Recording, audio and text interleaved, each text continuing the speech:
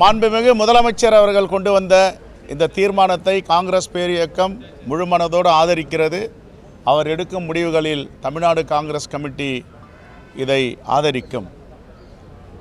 பொதுவாக உச்சநீதிமன்ற தீர்ப்பு, காவிரி மேலாண்மை வாரிய தீர்ப்பை கர்நாடக அரசு உடனே நடைமுறைப்படுத்த வேண்டும். ஏற்கனவே அன்னை இந்திரா காந்தி அவர்கள் BBL என்று சொல்லுகின்ற பத்ராபியாஸ் திட்டத்தில் எப்படி துணிவாக ஒரு முடிவெடுத்தாரோ, அந்த அணைகளுக்கு ஒரு தீர்ப்பு வழங்கினாரோ, அந்த தீர்ப்பை ஒட்டி இப்பொழுதும் மாண்புமிகு பிரதமர் அவர்கள் இதில் தலையிட்டு தமிழ்நாட்டுக்கு கிடைக்க வேண்டிய உரிமைகளை, தமிழ்நாட்டுக்கு கிடைக்க வேண்டிய தீர்ப்பின் அடிப்படையில் இந்த தண்ணீரை வழங்க வேண்டும். இனிமேலும் காலம் கடத்தக்கூடாது. ஏற்கனவே 38 முறை பேச்சுவார்த்தை நடந்திருக்கிறது. 38 முறை பேச்சுவார்த்தை நடந்தும் எந்த பயனும் இல்லாததால் தான் அமைச்சர்கள், முதலமைச்சர்கள் எந்த ஆட்சியாக இருந்தாலும் நீதிமன்றத்தை நாடி இந்த தீர்ப்பை பெற்றிருக்கிறார்கள்.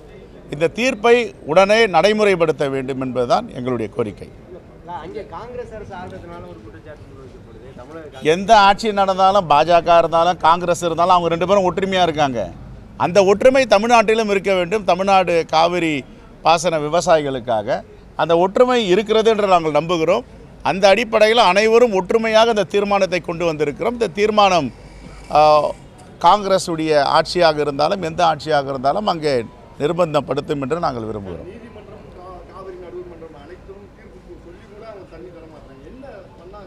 சரி, அப்புறம் யார் இதில் தலையிடுறது? நீதிமன்றம் ஆணையிட்டுடுச்சு, காவிரி மேலாண்மை வாரியம் சொல்லிடுச்சு. இப்போ CWMS TWRS போட்டிருக்காங்க, 2 ஆணையம் போட்டிருக்காங்க. இப்போ அவங்களும் சொல்ல போகிறாங்க. இதை நடைமுறைப்படுத்தலைன்னா யார் தலையிடணும்? அதுக்காக தான் பாரத பிரதமரை சந்திக்கலான்ட்டு சில தலைவர்கள் சொல்லிக்கிறாங்க.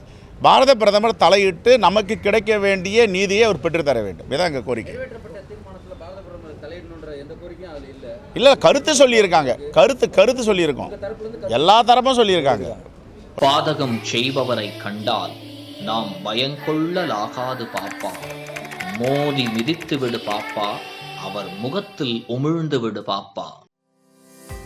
அண்மை செய்திகளை உடனுக்குடன் தெரிந்து கொள்ள இணைந்திருங்கள் இயம்நாடு தொலைக்காட்சியுடன்.